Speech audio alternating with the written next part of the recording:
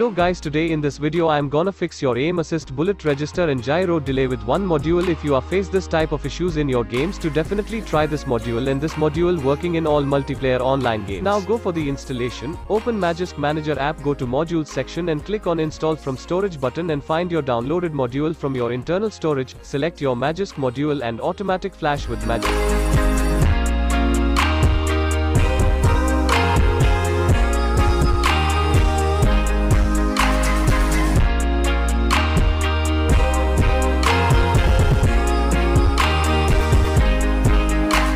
After the done installation process, you see a reboot button on the right side. Tap on the blue reboot button and restart your device, first time only. Subscribe for more videos and like this video. If you have any question regarding this video, then comment in below video section, and thank you for the watching this video.